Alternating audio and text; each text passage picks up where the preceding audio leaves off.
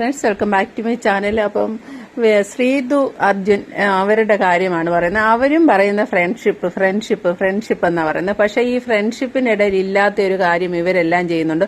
പിന്നെ ജാസ്മിൻ ഗബ്രിയുടെ ആ കോംബോയിൽ കാണിക്കുന്ന കൂട്ട് കോപ്രായങ്ങൾ മാത്രം ഇവർ കാണിക്കുന്നതിൽ ഇവർ ഡീസന്റ് ആണ്. പക്ഷെ ഇവരുടെ ഉള്ളിലും പ്രണയം തന്നെയാണ്. പ്രണയത്തിന്റെ ലക്ഷണം എന്തായിട്ട് അങ്ങനെ പറയുന്നത് എന്തുകൊണ്ടാണെന്ന് ചോദിച്ചാൽ, ഇവര് ഫ്രണ്ട്സ് ആണെങ്കിൽ ഈ ഫ്രണ്ട്സ് പരസ്പരം വേറെ ആരോട് സംസാരിച്ചാലും ആര് തമ്മിൽ സംസാരിച്ച് നടന്നാലും എന്ത് മാറിയിരുന്ന് അങ്ങോട്ടും ഇങ്ങോട്ടും സംസാരിച്ചാലും ഇവരത് മൈൻഡ് ചെയ്യേണ്ട കാര്യമില്ല. ഇവിടെ അങ്ങനെയല്ല.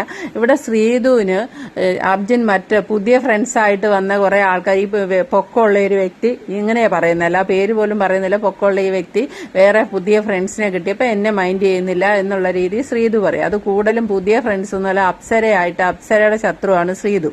അപ്പൊ അപ്സരയായിട്ട് അർജുൻ സംസാരിക്കുന്നത് അത്ര ഇഷ്ടപ്പെടുന്നില്ല പിന്നെ ശ്രീധുവിന്. പക്ഷെ നേരെ തിരിച്ച് ഈ വ്യക്തിക്ക് ആരുടെയും വിഷമങ്ങളും ബുദ്ധിമുട്ടുകളും ഒന്നും മനസ്സിലാവുകയില്ലാത്ത ഒരു വ്യക്തിയാണ്. അതായത് ശ്രീധുവിന് അങ്ങനെയൊന്നും മനസ്സിലാവില്ല, അങ്ങനെയുള്ള ഒരു വ്യക്തിയാണ് ശ്രീധു എന്ന് അർജുൻ പറയുന്നത്. അതിന്റെ കാര്യം എന്ന് വെച്ചാൽ ശ്രീധു മുഴുവൻ സമയം സിബിൻ പറയുന്ന തമാശ കേട്ട് ചിരിച്ച് അങ്ങനെ ഇരിക്കും.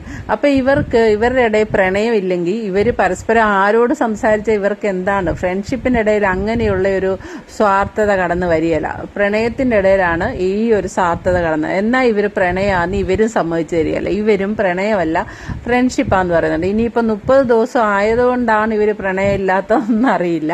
ഇനിയിപ്പോ അതൊക്കെ തുടങ്ങാവുന്നാണോ ഇവരുടെ പ്ലാൻ എന്നറിയില്ല. ഏതായാലും ഈ ജാസ്മിൻ ഗബ്രി കോപ്രായം കണ്ട് പ്രേക്ഷകർ വെറുത്തിട്ടുണ്ടെന്നുള്ളത് ബീബിക്കറിയാം. അതുകൊണ്ട് ബീബി ഇതൊരു നല്ല കോംബോ ആയിട്ട് അവതരിപ്പിക്കാനാണ് കഴിഞ്ഞ ആഴ്ച ലാലേട്ടനെ കൊണ്ട് ശ്രമിപ്പിച്ചത്.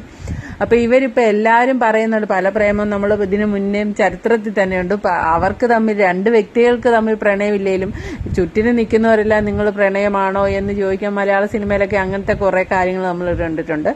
പ്രണയമാണോ എന്ന് ചോദിക്കും. പിന്നീട് ആ രണ്ട് വ്യക്തികൾ തമ്മിൽ പ്രണയമാവുകയും വിവാഹം ചെയ്യുകയൊക്കെ ഉണ്ടായ ചരിത്രം നമ്മൾ കണ്ടിട്ടുള്ള. ഇവിടെ അതുപോലെ തന്നെയാണ് അർജുൻ ശ്രീധു ഇവരിടയ്ക്ക് പിണങ്ങിയിരിപ്പുണ്ട്. അപ്പൊ രശ്മിൻ ബായി പറയുന്നുണ്ട്, എന്തേലും ഉണ്ടെങ്കിൽ തുറന്ന് സംസാരിക്കുക, അത് ചെറിയൊരു വിഷയം പറയാതെ ഇങ്ങനെ മനസ്സിൽ വെച്ചുകൊണ്ട് നടന്നാൽ അതൊരു വലിയ വിഷയമായി മാറും. അതുകൊണ്ട് എന്താണെന്നുള്ളത് തുറന്ന് പറയണം എന്ന് പറയുന്നുണ്ട്. അപ്പൊ പരസ്പരം പിന്നെ അവസാനം സംസാരിച്ച് രണ്ടുപേരും, ഇന്നലെ രാത്രി നടന്ന സംഭവമാണ്, രണ്ടുപേരും നല്ലപോലെ സംസാരിച്ച് അവസാനം അങ്ങോട്ടും ഇങ്ങോട്ടും കൂട്ടാകുകയൊക്കെ ചെയ്തു. പക്ഷെ ഇപ്പോഴും ഇവരുടെ പ്രശ്നം പരസ്പരമുള്ള ആ ഒരു സ്വാർത്ഥത ഉടലെടുത്തിട്ടുണ്ട്. അത് ശരിക്കും പ്രണയത്തിന്റെ ലക്ഷണം തന്നെയാണ്. അവർ സമ്മതിച്ചു തന്നിട്ടില്ല എന്നുള്ളതേ ഉള്ളൂ. ഇതിന്റെ ഇടയ്ക്ക് ശ്രീധുവിന് ക്യാപ്റ്റൻ ആണോന്നൊരു മോഹം തോന്നിയപ്പം അർജുനോട് വോട്ട് ചെയ്യുമോന്ന് ചോദിച്ചു. അപ്പൊ അർജുൻ ശരിക്കും അതിന് മുന്നേ ഗബ്രിക്ക് വാക്ക് കൊടുത്തിട്ടുണ്ടായിരുന്നു. അതുകൊണ്ട് ഗബ്രിക്കാണ് വാക്ക് പാലിച്ചത്. അതൊരു നല്ല സ്വഭാവമാണ് അർജുന്റെ. എന്താണെങ്കിലും ആരും നല്ലത് ചെയ്താൽ നമ്മൾ പറയണം. അപ്പൊ അർജുൻ ആ വാക്ക് പ്രകാരം ഗബ്രിക്ക് തന്നെയാണ് വോട്ട് കൊടുത്തത്. അതിനും ശ്രീധു ശകലം പിണങ്ങി നടന്നിട്ടുണ്ട് ശരിക്കും ഉള്ളതായിട്ട്. കാരണം ഇത്രയും പ്രാധാന്യം അങ്ങോട്ടും ഇങ്ങോട്ടും കൊടുത്തിട്ട് എന്നെ അവോയ്ഡ് ചെയ്തല്ലോ എന്നുള്ള ഒരു ശ്രീധുവിന്റെ ഒരു ഇതുണ്ട്. അതുകൊണ്ട് ശ്രീധു എപ്പോഴും മിക്കപ്പോഴും പോയിട്ട് സെബിന്റെ അടുത്ത് പോയിട്ട് ഇരുന്ന് ചിരിക്കുകയും സംസാരിക്കുകയും ഒക്കെ ചെയ്യും.